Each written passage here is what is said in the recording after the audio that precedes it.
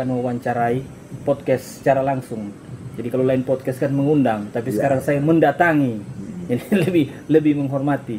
Bersama dengan Pak Mehare, pentua ini. Pentua adat. Ya. Pak Mehare ini lahiran tahun berapa, Pak? Lahir tanggal 14 November 1940. Wow. Iya, 82 tahun baru. 2 tahun. Wow, luar biasa. Ini luar biasa ini dengan kondisi yang masih aktif untuk bertanam-tanam ya, Pak. Oh, boleh. Tadi saya melihat Anda sedang bercocok tanam di halaman yang asli. Jadi begini, Pak. Kira-kira umur berapa Pak Mehare ini mulai belajar memotok tamo? Oh iya. Setelah saya jadi penilik kebudayaan di kecamatan Tabukan Utara waktu itu kan Kandekdikbud.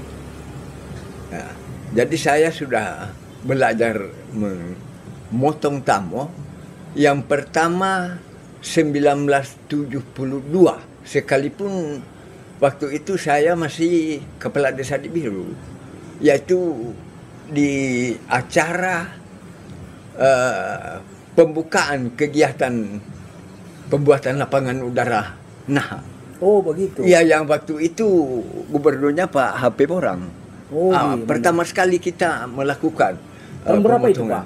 Tahun 1972. 72. Iya. Sekalipun saya belum menjadi penilik, tetapi setelah jadi penilik kebudayaan, saya potong tamo di hadapan Kakanwil Pak Takaindegang waktu itu, Kakanwil pertama Provinsi Sulawesi Utara. Berarti peresmian Bandara Naha itu tahun 1972 ya? Bukan peresmian, tetapi pembukaan kegiatan. Kegiatan sudah masyarakat sudah dihimbau untuk memberi diri dalam membuka lapangan udara Naha. Oke, sudah ada kesepakatan antara pemerintah dan masyarakat. Iya. Waktu itu bupatinya Pak Yuda Tindas. Almarhum. Kalau waktu itu Pak, tidak ada halangan dari masyarakat pemilik lahan tentang pembuatan bandara ini? Iya, sepintas sepanjang kami tahu waktu itu belum ada. Nanti setelah hari-hari atau waktu-waktu berikutnya, mungkin karena perluasannya baik panjang maupun lebarnya, maka sudah ada masyarakat yang keberatan. Tetapi sepanjang juga kami tahu bahwa semua itu dapat diatasi oleh pemerintah daerah. Nah, itu kan pemotongan kue adat tamo pada waktu itu. Nah, makna kue adat tamo ini bagaimana? Karena banyak masyarakat yang belum paham tentang kenapa harus ada tamo dan apa maknanya. Kan ada pemuka-pemuka agama, cendekiawan bertanya-tanya, apa tujuan atau alasan harus ada tamo dalam setiap tahun untuk dipotong? Iya. Kalau kita berbicara tamo agak panjang, tetapi sepintas lagi saya katakan bahwa pada mula pertama itu tamo dilakukan di Urung Dago sana, Urung Dago, Bansang Peliang dengan istrinya dalam suasana perkawinan mereka. Jadi terbentang di otak mereka apa sebenarnya harus menjadi suatu hiburan atau ya katakanlah hal-hal baru yang selama ini tidak pernah ada. Jadi secara otomatis terlintas, membuat kue apa namanya? Ya, belum ada nama, tetapi dibuat seperti itu dengan berpatokan pertama, itu cara orang tua itu membuat konde ke atas, dengan mereka sudah memaknai bahwa Boto Pusiga ini sebagai suatu lambang kehormatan kepada Genggonarang. Kepada Tuhan Yang Maha. Kepada Tuhan Yang Maha Esa. Jadi sekalian bentuk tamo ini sudah tercipta bahwa sebaiknya ke atas. Ke atas. Ke atas. Kalau orang Jawa bilang kejawen manunggaling kaula Gusti. Ke atas, ke atas. Penghormatan. Sebagai ucapan syukur yang pertama ada di dalamnya. Ucapan syukur. Iya, sehingga kue ini kan dimakan bersama nantinya. Jadi ada ucapan syukur karena perkawinannya. Ke atas. Jadi kue adat tamu sudah pasti dihadirkan di setiap acara-acara sukacita, acara adat apapun. Kalau tanggal 31 Januari itu dilaksanakan, terus ada kata-kata sastra adat yang dipakai untuk memotong kue adat tamu. Ini kan orang bertanya-tanya, sebenarnya kata-kata itu maknanya apa? Iya, makna ini diumpamakan tadi sedang merupakan itu konde, itu modelnya. Tetapi setelah dalam perkembangannya, maka tamu ini diumpamakan sebagai sebuah pohon agung. Oh, iya, perlambang keagungan. Ya, jadi di dalamnya ada persatuan dan kesatuan masyarakat, pemerintah dan baru. Karena dia adalah pohon, maka mulai daripada akar, batang, daun, dahan, bunga, buah itu dimaknai sebagai obat dalam kehidupan masyarakat. Sehingga sastra itu harus menggambarkan artis harafiah daripada. jadi ada makna ucapan syukur kepada Genggona. Pasti ada. Sebab segala sesuatu itu dimaknai oleh masyarakat dahulu kala. Tanpa Genggona nanti tidak ada sesuatu yang dapat dibuat selain daripada karena kekuatan manusia. Ya. Kita melihatkan sekarang banyak terjadi peristiwa alam, gempa bumi, tsunami, dan peristiwa lain. Tapi kalau di daerah Sangihe kita melihat hal-hal tersebut, puji Tuhan sampai sekarang jarang terjadi. Apakah itu ada kaitannya dengan ucapan syukur atau upacara adat yang kita lakukan bersama-sama dengan semua anggota elemen masyarakat dan denominasi agama? So pasti. Mengapa? Sebab dahulu kala selain daripada upacara adat ini kan ada upacara adat mengundang banua. Iya, mengundang banua dengan turut itu beda. Oh, beda ya? Jauh DP beda. Mengapa? Mengundang banua, memberi obat, mengobati, berarti dunia ini, bumi ini, atau tempat di mana mereka tinggal itu sakit katakanlah atau terganggu. Jadi harus diobati. Harus. Yang antara lain umpamanya ada wabah penyakit. Contoh sebagai wabah COVID tahun lalu itu corona. Seperti itu. Memang dilakukan itu upacara adat menahudan di Banua. Sehingga acaranya adalah kalau ini versi, maaf saja ini versi tak bukan katakanlah. Jadi kalau versi tak bukan itu acaranya itu pertama di sana mendusa peli. Artinya hal-hal yang dianggap apa semua itu tidak boleh, ini tidak boleh dirusak. Mendusa peli. Dihancurkan. Meluruskan yang baik. Iya. Meluruskan. Nah, jadi begini. Jadi itu acaranya di tiap rumah ada sesajian. Ada sesajian yang disiapkan sederhana sekali. Sederhana. Sehingga ada tuh adat yang di sana ada tari-tari upas salok bengkok tari-tarian yang mendukung itu dan kata-kata adat itu mengundang itu pembawa penyakit siapalah dia, kekuatan dari mana menurut mereka ini penyakit ini datang dari tempat lain, dibawa oleh suatu kekuatan. Katakanlah iblis pada waktu itu. Dianggap iblis itu pembawa penyakit. Jadi dipanggil mereka, dibawa, dikasih makan sementara jalan. Baru itu ada perahu itu dikatakanlah pasti yang beberapa orang mengetahui itu.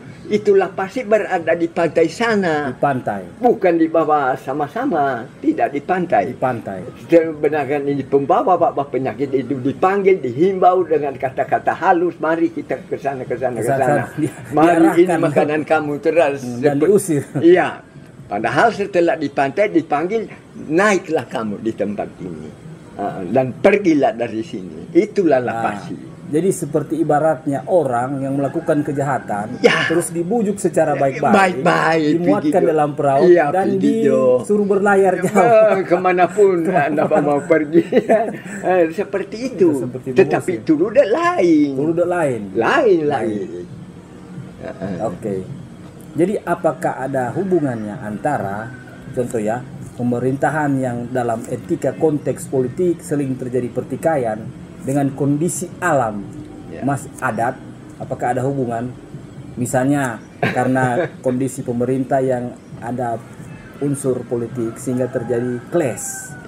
Apakah dalam segi adat kita menganggapnya itu berhubungan dengan budaya, atau kita harus apa yang harus kita lakukan untuk? Iya, pasti ada. Mengapa? Itu politik itu bukan selalu baik, sekalipun bertujuan baik. Tetapi dalam pelaksanaannya kan terjadi hina-menghina antara satu dengan yang lain. Ya, itu yang dilarang dalam konteks budaya. Oh, tidak boleh itu. Tidak boleh. Kalau berpolitik yang baik, katakanlah Mas, tidak usah menjelekkan seorang dengan seorang, menganggap apa dia tidak ada arti, dia tidak punya apa-apa. Itu di dalam adat itu. Karena ada kalimat, ada pesan-pesan moral, itu kata-kata adat, ungkapan marintu marangin tabe tahu apa. Jadi kalau semboyan ini dari tabe tahu apa, artinya yang turun dan yang mau naik itu tidak ada orang lain. Kita semua anak sembau, bersaudara. Dikatakan oleh Provinsi Sulawesi Utara oleh Pak Gubernur Pak Mangindagal, kita orang semua ini basudara. Itu sudah tertanam dari dulu. Maeng di ungkapan itu kakarumpang. Pulung kakirain bengkok nipe kihiang karame. Maeng piak naung bengkok turi dek supet darame. Pulung kakirain bengkok pine kihiang karame. Maen piak naung bengkok turi dek superdarame. Maknanya tidak boleh tidak ada sesuatu yang kesalahpahaman antara satu dengan yang lain. Diselesaikan, diupayakan, diselesaikan secara damai. Tidak ada orang yang dikorbankan. Jadi saya Mr. Panambah, saya berasal dari Talengan, ayah dan ibu dari Salurang. Di situ ada daerah-daerah yang sering melaksanakan upacara adat Tulude atau Menurude di Salurang Mengungsi, dan itu ada dalam tahun-tahun tidak terlaksana diakibatkan ada percekcokan antara para tua-tua adat. Nah, itu kenapa alasannya dalam konteks budaya tidak boleh ada pertikaian. Dimanapun, dalam konteks manapun. Apakah ini sinkron dengan ajaran Alkitabiah? Oh, pasti. Sebab damai sejahtera itu kan sudah menjadi dasar keyakinan umat Kristiani. Iya. Karena di Salurang baru-baru ada adat melombo, ikannya datang. Tapi setelah para pentua adat, orang-orang pelaksana itu ada terjadi semacam clash, maka ikan yang dulunya banyak itu sekarang sudah mulai menghilang. Karena dulunya itu ada sampai berapa bulan dia banyak datang untuk di Lombo. Nah, itu kira-kira itu berhubungan dengan kebudayaan. Berhubungan dengan kebudayaan dan memang berhubungan juga dengan sang kali. Iya, itu pasti. Sebab kedamaian itu sudah mulai dihancurkan oleh seseorang atau oleh sekelompok orang. Nah, jadi kita masyarakat budaya ini, pencinta atau pelaku, kritikus atau siapapun, tujuan kita adalah mengembalikan masyarakat umat ke fitrah awal kebudayaan, yaitu kebersamaan atau brotherhood, persaudaraan yang rukun. Jadi tidak ada konteks politik. Persaudaraan yang rukun. Siapapun dia, itu adalah milik bersama.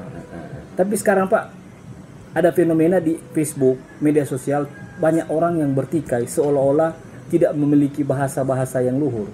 Sampai adalah satu peneliti dari Amerika mengatakan bahwa ternyata orang Indonesia manis dalam penampilan, tetapi kasar kalau di media sosial. Nah, itu media apa itu penyebab itu, Pak? Sampai di dalam penampilan terlihat manis, tapi kalau dalam kata-kata di media sosial kasar, menggunakan bahasa pun kasar. Iya. Sebagian sih, tidak semua. Iya benar. Kalau menurut saya itu karena akibat apa? Perkembangan dunia. Ya. Pertama, karena berkembangnya dunia ini, maka kepedulian terhadap adat istiadat itu disepelekan, dianggap kuno. Padahal pesan-pesan moral seadat itu alangkah murninya sebagai kendali di dalam kehidupan ini. Kalau kita memiliki adat ini secara utuh dan memelihara bahkan melestarikannya, maka tidak seperti inilah. Sekalipun dunia ini semakin modern, tetapi kalau kita dapat memelihara nilai-nilai luhur daripada budaya yang antara lain seperti tadi, maningku marangin tahu apa. Kalau ada sesuatu gejolak atau sesuatu perselisihan, selesaikan secara damai. Kapanan terjadi sesuatu? Kalau itu memang memiliki, ya. Ya, itulah kira-kira. Dan untuk bonus, karena masih ada banyak materi yang akan saya tanyakan, tapi bertahap di hari-hari berikut. Tapi mungkin ini closing, karena Pak Maharek juga dari Biru. Karena saya pernah membuat konten tentang tonggeng biru yang bisa terbang. Nah, itu kira-kira yang Pak Maharek tahu tentang beliau itu bagaimana ini? Iya benar. Saya dapat melihat keberadaan beliau yang tersisa setelah dia bertobat. Dia bertobat pada waktu itu. Mengapa? Pada waktu dia terbang, dia tidak mengenal Tuhan yang hidup, tetapi mengenal kekuatan di luar daripada kekuatan manusia, entah siapa dia. Saya tidak dapat mengatakan secara pasti kepada siapa dia percaya. Tapi bagaimana dia bisa terbang dengan ilmu? Iya. Ilmu itu menurut saya itu kekuatan bukan daripada Genggong Narangi. Tetapi di muka bumi ini banyak roh-roh yang berterbangan. Sehingga ada kekuatan-kekuatan yang selain daripada kekuatan manusia. Itu yang mereka pelihara. Dan dari situlah datang kekuatannya sehingga dia boleh terbang. Sekaligus suku Sangihe ini bukan cuma boleh terbang, tetapi jadi kebal. Apakah itu sama dengan Songko atau Bawara? Berbeda? Iya. Kalau itu yang terbang itu dikatakan Bawara atau Songko. Bedanya antara Bawara dengan Songko adalah daya kemampuan terbang. Oh, berbeda. Iya, berbeda. Jadi kalau dia sudah boleh terbang antar pulau, maka dikatakan Bawara.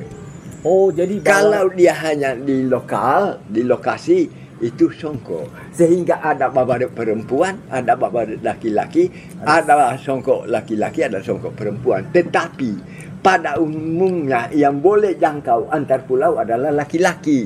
Sehingga itulah dikatakan Bawara. Oh, jadi guys, ada fenomena di Sangir yang selama ini kita kenal dengan Songko, tapi sebenarnya dalam konteks budaya ada dua, bukan cuma Songko tapi ada Bawara. Ada. Tapi ini bukan kebudayaan yang diselipkan, tapi ini fenomena yang ada. Iya. Jadi ada Bawara yang dia terbang, kategorinya jarak terbangnya lebih jauh. Kalau Songko lokal. Tapi terdiri dari dua. Ya. Bawara perempuan, Songko perempuan, baru ada Bawara laki-laki, Bawara perempuan. Tergantung iya, kekuatan terbang. Jangkauan. Nah, apakah ada orang yang pernah membeberkan tentang apakah ada akar atau apa yang dipakai? Karena penelitian dunia sudah meneliti tentang suku-suku yang menggunakan ilmu-ilmu magic, mistik, menggunakan ilmu-ilmu begitu, tapi tidak ada yang bisa terbang. Iya. Meskipun mereka menggunakan sampai pun aliran-aliran yang itu tidak bisa terbang, karena sudah dibuktikan orang yang datang tidak bisa terbang. Tetapi di Sangir fenomena ini ada, dan memang beberapa orang menyaksikan. Apakah dia tidak ada berhubungan dengan suatu sat atau dari tumbuh-tumbuhan yang bisa membuat orang bisa anti gravitasi ya, kalau dihubungkan dengan ilmu fisika atau ilmu kimia. Iya, kita kembali kepada keyakinan suku Sanghe dulu. Akar mati bisa jadi obat. Bisa jadi obat. Bisa. Akar mati tidak ada zat apa-apa. Tetapi ketika dia diiris-iris, dikunyah-kunyah, lantas ditiup-tiup terhadap untuk menolak suatu penyakit, menyembuhkan, jadi. Jadi, apalagi ini songkok, ada ramuan yang mereka kumpul. Tetapi saya mohon maaf, saya tidak tahu pasti ramuan-ramuan apa. Tetapi ada itu dikumpul di belanga seperti dipanaskan, ada uap sehingga mungkin tubuh ini panas dan terjadilah bisa terbang. Dan zaman dulu masyarakat Sanghe itu katanya menggunakan ilmu ini untuk bertransportasi ya. Misalnya ada peristiwa-peristiwa di mana sanak saudara jauh dan mereka tidak memiliki mobil atau kapal, misalnya mau ke pulau ini, dan mereka menggunakan ilmu tersebut untuk sebagai media transportasi. Benar. Dulu tidak ada kendaraan darat yang gampang-gampang seperti sekarang, ataupun gampang-gampang kendaraan laut. Yang pertama sekali penggunaan songkok ini di masa itu adalah untuk membawa orang sakit ke tempat pengobatan. Membawa orang sakit ke tempat pengobatan. Dibawa oleh songkok ini. Umpamanya dari Tabukan Tengah atau dari Kampung Talengen atau Kampung Milu. Oh, ada penyakit ini hanya ada satu tua adat yang ada di Tahuna sana bisa mengobati ini. Perjalanan antara Talengen dengan Buas umpamanya atau Tahuna ini, aduh luar biasa. Belum ada jalan seperti sekarang, apalagi kendaraan. Tetapi dengan mengendarai songkok ini, dia dukung ini orang sakit, dia bawa berobat di Tahuna ini. Ya, itulah. Jadi orang Eropa datang kemari mengklaim bahwa hal-hal tersebut begitu adalah hal yang tidak baik ya. Menurut mereka akan mengatakan kafir.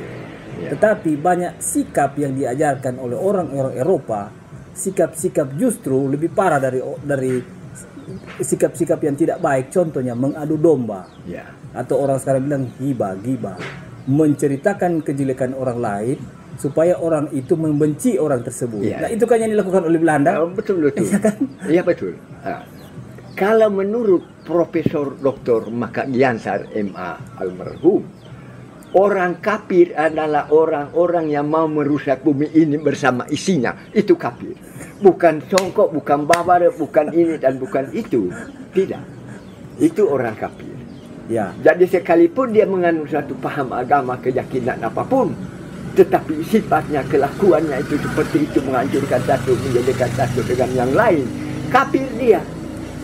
Jadi kita harus bangga berbudaya, dan kita jangan terpengaruh dengan filosofi barat yang menghakimi kita.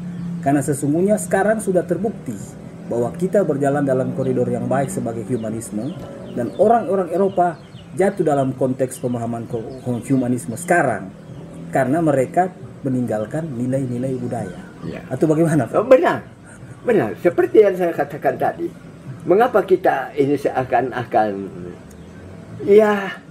sudah bukan pada identitas suku Sanghe sesungguhnya, karena terpengaruh dengan perkembangan dan melupakan nilai luhur daripada budaya. Kalau kita sepakat, kita kembali ke Sangir yang asli dengan memelihara nilai-nilai positif daripada budaya. Mekakendaga sebab subarine. Sebab subarine. Marabo isahe mapiangkat odo yotong. Banyak tetapi tidak membahagi kepada siapapun.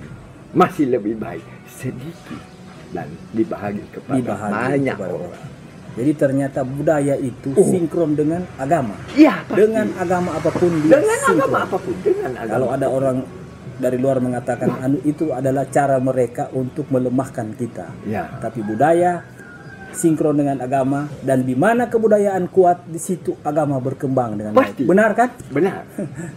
Sengkarintu, Sengkarange sengkah, pemedi limbenya. sengkah pemedi. Kita bersama-sama naik turun dan berjalan sama-sama untuk memelihara nilai-nilai positif daripada budaya. Oke, itulah kira-kira podcast kita pada hari ini. Dan